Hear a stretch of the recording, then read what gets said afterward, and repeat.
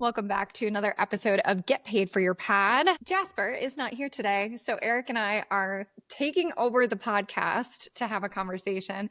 Jasper has been busy with our revenue management clients, wanted to take a little bit off of his plate while he's busy crushing it for them. And yeah, when the host is gone, the rest of us will play. So that's right. Eric. Hello, Kaye. This should be fun. Is this our first podcast together? Together, I think so. Yeah. I've done some with Jasper, and then you and Jasper obviously have done many episodes over the years. But it's been a minute since you've been on the podcast. Yeah, well, I'm excited to dive into it. We've been working on it quite a bit. We have been. So we'll talk about Freewyld and our beautiful cabins up in Idyllwild, what's the latest with them. And then we'll actually share a bit more about our revenue management clients and service and process and everything that's been happening on that side of the business, because that's been massive as well. But let's start with everybody's favorite place, Idyllwild, California. We have been live now for over a year. Mm-hmm. What stands out to you? What are some of the highlights in the last year or so since we launched? I can't shake that one memory of as we were renovating these properties and building the brand that, would this actually work in this small little mountain town?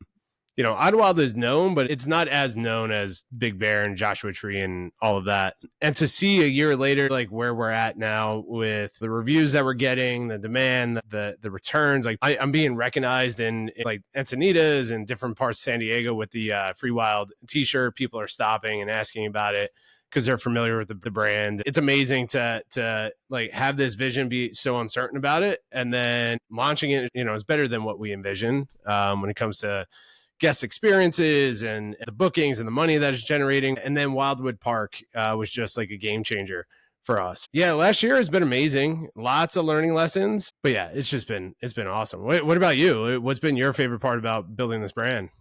Oh my gosh. I mean, I'm obsessed with this brand. And yes, I am biased because I helped craft and create it. But the fact that we get to push this mission forward of helping people take back control of their technology and just spend more time in nature outside and to fuel themselves in that way, I will forever be obsessed with this brand. And seeing the guests actually come into contact with it, and we're starting to see in reviews a lot more often too that people are looking for the wild mode box. They're looking to spend time out in Wyldwood Park, and they're loving every moment of it.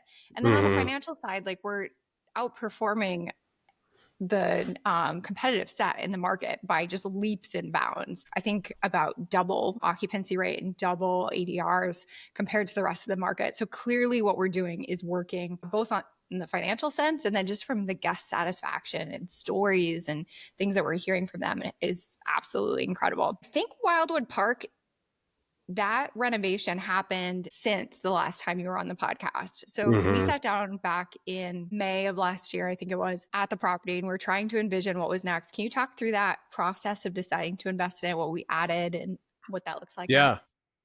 Yes. When we originally bought the property, the vision was to build multiple cabins and tiny homes all throughout that lower park. So for the listeners, we bought about 1.5 acres of land, and it drops down off of the street level and backs up to a creek. Since we have purchased the property, a few things have changed.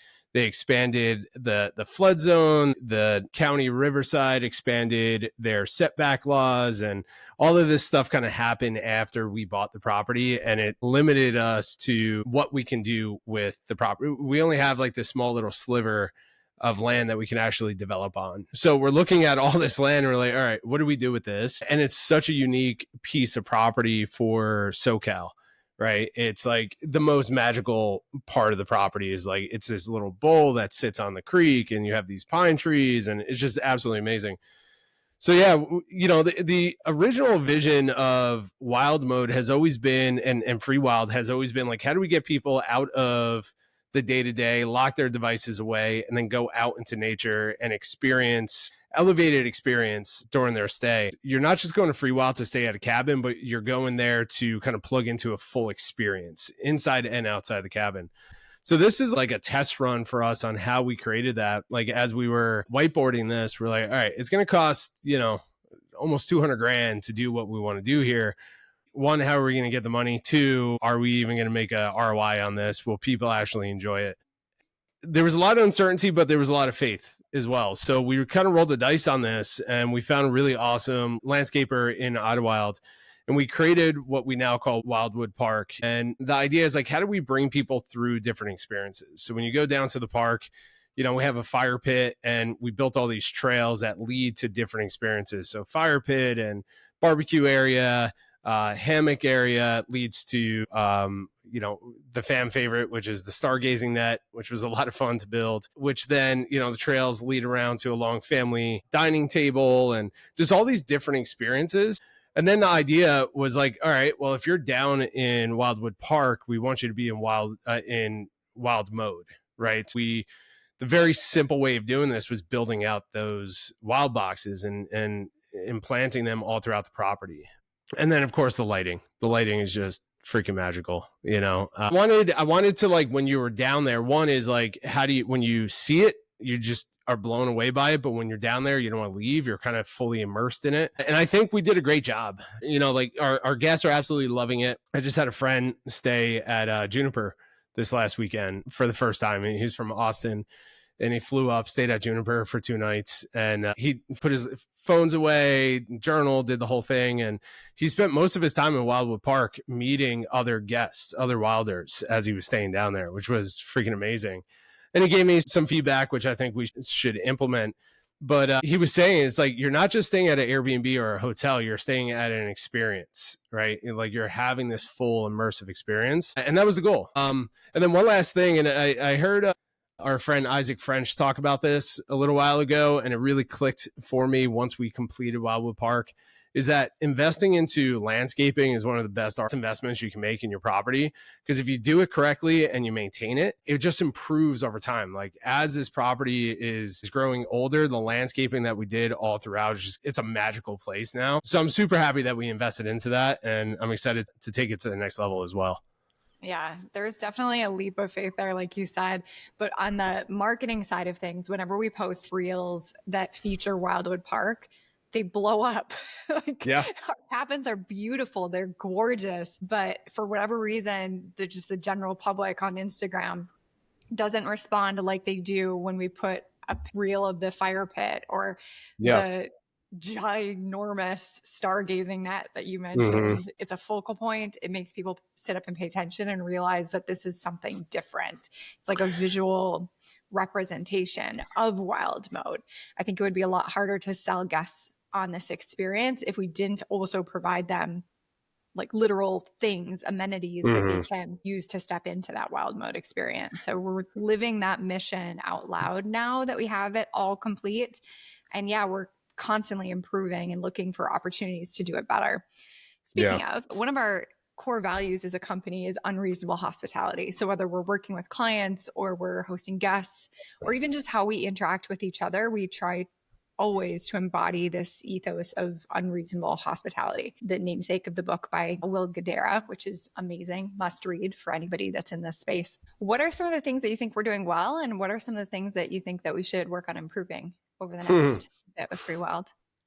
Yeah, I mean, I think a blessing and a curse is like my mind always goes towards the things that we could be improving. Always. Yeah. What I think we do really well is guest communication. Of course, we have automated messages and all of that, but we put a lot of effort into making the guests feel welcome, seen, heard through the whole process, right? That's one thing that I took away from that book, Unreasonable Hospitality, is that they go above and beyond to make it feel like you are fully connected with the person that's serving you. So the waiter, whoever it is that you're interacting with at their restaurants, is that they're like, you're our friends. I'm here to serve you. We're connected. I'm interested, all of that. And that's one thing that we really rolled out, really focusing on removing the ego on our side from the experience, right? Because at the end of the day, it's like we are here to serve our guests. And regardless of how unreasonable they may be acting or how we feel that they're acting, at the end of the day, our job here is to provide an incredible, seamless experience, right? One example that we're dealing with this morning is one of our cabins is missing a coffee maker. Someone took the coffee maker and we didn't know that. And our cleaners didn't report that. So the guest woke up this morning without a coffee maker. That's not enjoyable. That's not a great experience, right? So when it goes to like the improvement side, what I noticed there is, one, we checked the ego because the person was pretty upset about it because we promote that we have these, coffee makers, all these things. She brought her own coffee and the whole thing. So obviously we dealt with the situation, but then I started recognizing like where we can improve is communication between our teams, right? Because we're relying on our cleaning staff to be the eyes and ears of our properties and present to us all these small issues so we could, one, communicate to the guest and deal with the problem very quickly. So there's one thing that I'm like, okay, this week that's going to be a focus of ours, is like, how do we improve seamless communication between our staff and team so there's no breakdowns like this, and if there is a breakdown, that we can handle it ahead of time. Yeah, I'll leave it there. I think, like, to me, that's the one thing that I'm proud of, is like our communications with the guests and problem solving with the guests. And then where I see the biggest improvement, two things is, one is communications between teams, which is always the most challenging, especially if you're using third-party management companies or cleaning companies that have their own systems. Mm-hmm. And then two is taking the guest experience to the next level. And what I mean by this is, Dan, my friend who stayed at the property, he gave some feedback of saying like, hey, I was in Wyldwood Park, but I wanted more things to bring the guests together, because everyone was kind of in their corners and there wasn't really a reason for me to be down there other than it was amazing. So after a while, there was only so much I could read and write. He's like, I wanted games. I wanted these other things. I wanted to go on a journey without my phone. And so I recognized, like, we have the ideas and we executed the MVP of it, but now it's time to like take that to the next level. He said there's a massive opportunity for us to deliver a unique experience there, but we're not yet delivering that. So those are the two things that I'm very, very excited about improving. So yeah, what are your thoughts? What do you think that we do really well? Oh man. Yeah. I feel like we've put together a fantastic start. So like, I'm really proud of like the wild mode box and all of the screen-free activities. We have conversation cards and a map of Idyllwild, so you don't have to actually take your phone and your GPS. You can just follow the map, old style. But things like that I love, but there's such a challenging operational, like every time you add any detail. So we have like a wild mode postcard, or we have this map, we have Polaroid cameras that have film in them. Every single thing that you add onto it creates more operational difficulties or challenges. So I absolutely agree with you. I see that systemization or that communication and standardization, actually, which is interesting because we're in this like very custom product, essentially. Like we're creating memories for people, and that happens on a one-on-one basis, but we have to make sure that we're meeting the standard with every single guest to the extent that we've envisioned it. So that for sure. And then I love that idea. That was the original vision with Freewyld. If you remember, like when we first had those brand conversations, you were really keyed into, not only are you going there to disconnect from screens and technology, but it's an opportunity to connect with like-minded people. So I love that that's happening organically. And I think that there's so much more that we can do to connect our guests and create a community around these people that believe in wild mode and they believe in what we're sharing with them. So I love that. Yeah. And such great feedback. That's priceless, to get honest feedback from somebody who wants to see you succeed. Yeah, 100%. And again, like that's kind of where my mind naturally goes, is like, where's the area of improvement? Because we know what's possible. And the challenge that we run into, that every other operator in the world runs into, is operations, right? Yeah. So another area that I think that we can really improve, that I see a lot of our RPM clients having at scale, is a local, there's multiple different titles for this. I want to develop something like an unreasonable hospitality host or something like that, where they're the person who's going after the cleaning crews to do the inspection, to set the guidebooks, to set the wild box, to stage, do the whole thing, and then also be present to welcome the guests if we need to, right? Or set up something that's unique for them. Our management crew, our team up there, they do an incredible job, but they also manage a lot of units, and they just for the listeners, the way that we structure this is that we partner with a property management company in Idyllwild who just focuses on the cleaning and maintenance for us. And we handle everything else outside of that. So they do a great job at that, but they are also running over 100 properties in the area. So although we have our stuff, it's dialed in and we can get it more dialed in, more training, all of that, the third party is a bit challenging to get the specific details in. So bringing in that unreasonable hospitality host, I think will help us take that to the next level. Same thing. Dan's like, hey, I wanted to play games, and like he had all these different ideas, and my mind immediately went to like all those things have multiple little pieces that you have to manage. And the only way to do that is to have someone who's truly focused on managing those pieces. But this is what every single operator runs into is operational challenges. And we're seeing this with our RPM hosts and clients is that, you know, the ones that are focused on unique brands like we are with Freewyld, and then they excel at operations, they're the ones that are going to win at the end of the day with this short-term rental race that we're all in. Yeah, great segue. I'm terrible with dates, but about a year ago, I believe we started managing our first RPM portfolio. Can you give us and the listeners the backstory again? What is RPM? Why did we start it? And then we'll dive into some of the things that we're learning from working with $50 million of bookings a year, over 1,300. Yeah, it's kind of crazy. It's a lot of growth in 1 year. Yeah, well, I mean, you know this, you've been part of this process, but we have such a grand vision for Freewyld. And the one thing I'm learning and have learned is that real estate just takes a long time to get traction. And to build this, like this big vision, the idea was like, how do we fund it ourselves? Let's not go down the route of investors and all this stuff. We have this awesome team, highly talented human beings. How do we leverage our skill set and be the best in the world at one thing that we're currently doing in our business that we can help other people exceed in their business that will help us fund Freewyld? Does that make sense? Like the, you know, so like that whole idea, what's that? It's like a whole flywheel, right? Exactly. Yeah. So it's like we already have all these skill sets. We're implementing it into Freewyld and it's working really well. What's the one thing that we can do better than anybody else and bring this to the market and have major impact in the market, but then also fund our dream of scaling Freewyld, right? Mm-hmm. So we launched Freewyld Foundry, which is the service side of Freewyld. And our first service was RPM. As we were going through the whiteboarding process, we had branding and marketing up there. We had, you know, property management. We had design services, like all these different things. And then we recognized that we had this genius in the background, Jasper, just clicking away on his spreadsheets and just driving incredible revenue for Freewyld. And he's like, hey, I think I've cracked this code and developed this thing that I don't see any other revenue manager in the space doing. And he spent a lot of time learning from revenue managers, speaking to everyone, going to all the events, going through all the courses, all the stuff. He's like, they're missing this part that I think will work at scale. He's like, Eric, can you go find a client that wants to work with us? I think I can help them. So we enrolled our first client, Troy.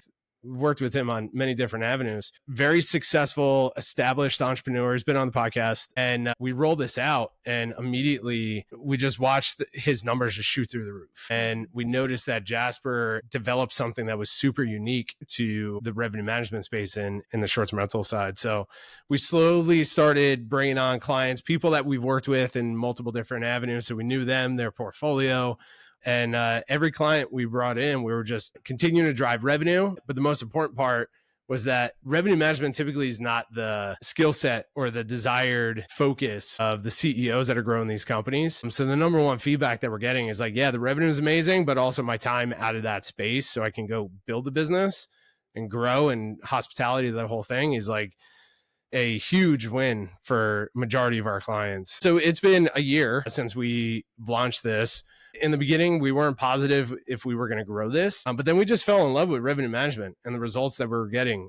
I'll touch on this too. The one thing in this pursuit that we recognized is that in the short-term rental space, specifically in revenue management, the number one problem is that there's not enough qualified short-term rental revenue managers.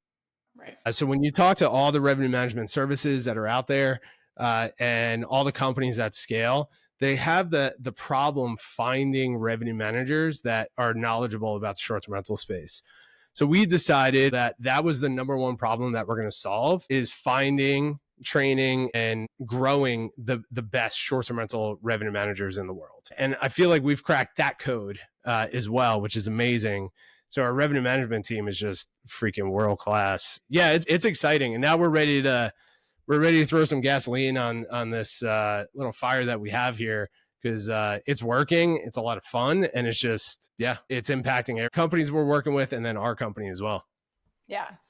I would say that you and I both share more of like this visionary, creative type of brain, but Jasper just has this mind for the numbers. So although I don't always understand exactly the mechanics of what he's shifting and tweaking and optimizing, the impact and like hearing from our clients what they're able to do now. Troy was just on the podcast. We just published an episode with him.